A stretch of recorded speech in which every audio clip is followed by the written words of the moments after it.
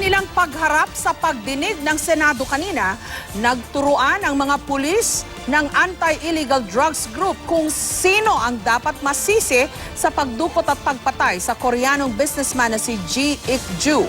Si SPO3 Ricky Santa Isabel ang itinuturo ng kasambahay ni Ji na kasamang dinukot noong Oktubre nung nakaraang taon at maging ng mga kasamahan niya sa naturang operasyon.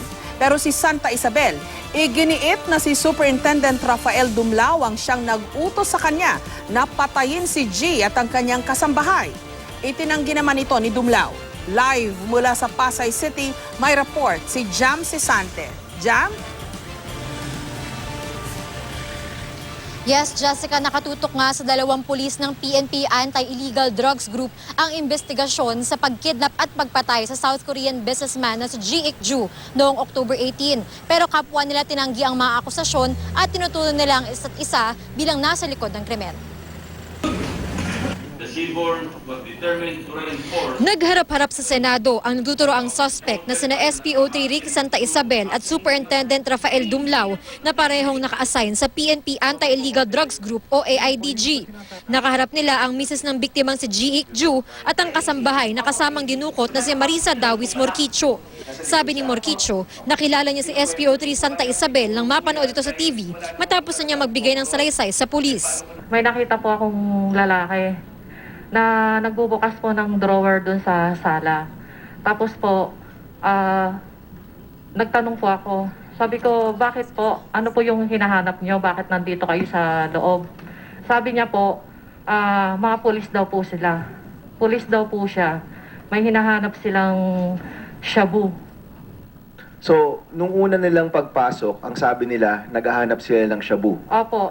Ang tao lang po noon, isa lang po. Ang nakita ko si SPO 3 lang po, Santa Isabel po. Wala po ako ron, kaya nga po pinipilit po ni Colonel Dumlao. Bali siya po lahat talaga nagmaniobra lahat ng istorya po para po madiin po ako dyan sa kasong kidnapping na yan. Bukod kay Morquicho, itinuro rin si Santa Isabel ng isa pang pulis na si SPO4 Roy Villegas.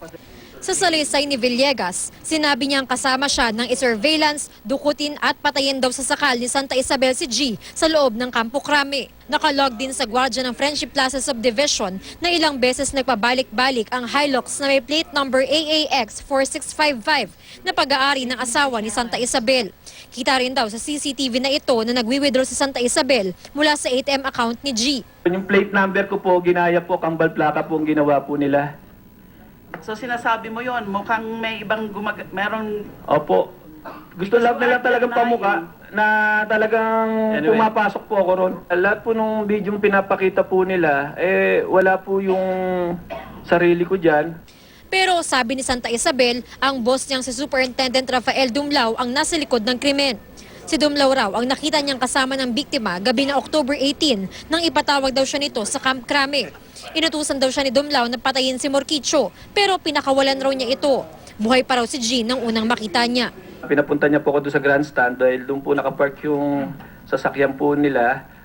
Pagbukas ko po rin sa pinto, sa unahan, nakita ko po pinapalo niya po ng 45 yung Koreano. Nasa gitna po yung Koreano nakaupo, tapos si Attorney Dumlao, si Rafael Dumlao, nasa unahan po katabi po nung driver.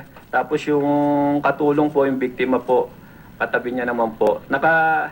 Nakaharap po si Attorney Dumlao ng ganito sa Koreano po. Pinapalo niya po ng 40. Si Dumlao din daw ang nag-utos kay Santa Isabel na dalhin sa punerarya sa Caloocan ang labi ni G. Pero itinanggi rin ni Dumlao ang akusasyon. Wala po akong inauthorize na ganyang operation. Hindi ko po alam. In fact po, yung mga kasama po niya, hindi ko po ka-unit. Kasi po meron po kaming protocol. Hindi po ako pwedeng kumuha po ng isang tao doon po sa isang unit nang wala pong proper documentation at saka hindi po alam sa taas. Dating driver sa Napolcom si Santa Isabel, 1996 na maging pulis. Na-assign daw ito sa Caloocan at dinala ni Retired General Marcelo Garbo, isa sa mga tinagurian ng Pangulo na umano'y narco general sa Directorate for Intelligence. Mula rito, dinala raw siya ni Dumlao sa AIDG. Pero sabi ni Dumlao, si Santa Isabel ang nakiusap sa kanya para malipat. You're talking of specialty units, a priority by the President Dapat salang-sala yan. Spotless dapat ang inilalagay nyo dyan. May pagsisinungaling ang dalawa. Hindi ko alam kung sinong nagsasabi ng totoo. Pero parang may gusto silang pagtakpat at hindi lang itong dalawa ang involved. Marami pang iba. Gusto sana ni Santa Isabel na iparinig ang recorded conversation daw nila ni Dumlao para patunayang may kinalaman sa krimen ng boss niya at gusto nitong pagtakpan ng sarili. Kung walang consent at ikaw lang ang nakakaalam, hindi alam ng kausap mo, halimbawa na nire-record pala yung usapan, medyo tagilid yan, Ricky. Hindi po pwede. Willing po akong mag-take ng risk po para Paano kami? para lumabas po ang katotohanan po. Ikaw, Hindi ko na po kayang may pagtanggol ang sarili ko kung hindi niyo po maririnig po yun. Kasi cellphone lang po ng misis ko yun, ayun na-record niya po. Paano naman kami? Gusto mo makulong kami ng 6 years at lahat yung mga naandito? Pinayuhan din ni Senador Lacson ng NBI at PNP na ilang beses nagkontrahan. Magkabangga yung theories eh. Sa NBI, hindi primary suspect si Santa Isabel. It is not too late to coordinate. Ang magsasuffer dito yung case.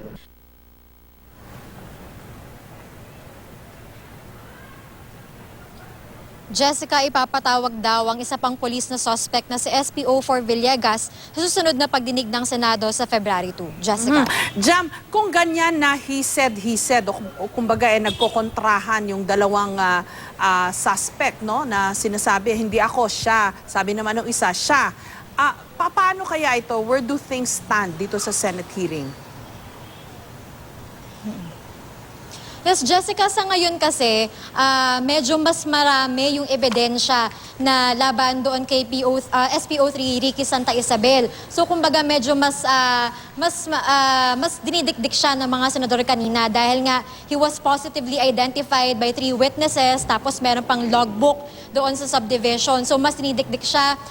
Pero hindi naman ibig sabihin nun, mas pinaniniwalaan ng mga senador o mas tingin nila mas may kredibilidad itong si Dumlao. So, ngayon lang talagang nagagather pa ng evidence against him dahil sa ngayon ang nagsasalita pa lang laban sa kanya ay itong si Santa Isabel. So sabi ni Senador Ping Lacson, talagang magagather pa raw sila ng ebidensya, mas papakinggan pa nila yung ibang testimonya ng mga testigo sa susunod na pagdinig. Jessica. So, kahit na itinuturo siya ng tatlong witnesses kamo, Jam, panay pa rin ang tanggi ni Santa Isabel. How did the senators take that? Kasi 'di ba madalas nakakakita tayo sa Senado pagka alam ng mga senador na nagsisinungaling o duda sila dun sa sinasabi. Talagang dinidikdik ng mga senador yan, hindi nila pinapalagpas. Itong si Santa Isabel, itinuro na ng hindi isa, hindi dalawa, kundi tatlong saksi kamo.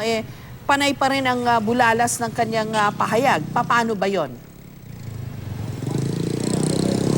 Yun nga, Jessica, pakiramdam nila merong hindi tama o dun sa mga binanggit kanina at meron din nagsisinungaling. Hindi na nila matukoy kung sino talaga. Pero kanina tinanong nila sa Secretary Vitaliano Aguirre, ano ba yung weight ng denial versus positive identification?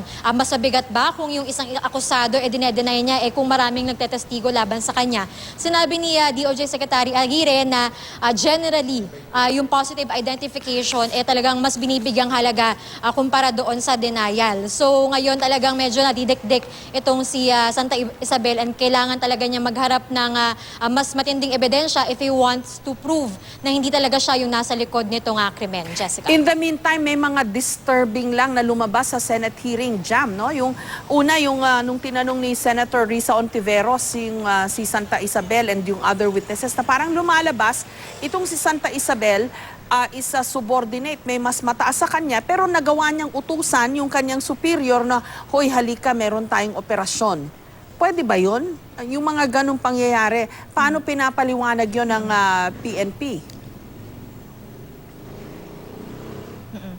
Jessica, kanina sinabi nga doon sa pagdinig na kumbaga parang naloko itong sila SPO for Villegas kasi sinabi sa kanila na may operasyon nung sumama kayo, na paniwala silang legitimate. Aminado naman itong si General Bato na talagang merong mga junior officers daw na sa PNP na siga at minsan ay talagang hindi marunong kumbaga makibagay doon sa kanilang mga superior sa PNP. So isa nga sa mga itinutulak nila is sana ibigay muli sa PNP yung kapangyarihan na i-train yung mga officers yung mga pulis talaga dahil gusto nila talaga makorek yun.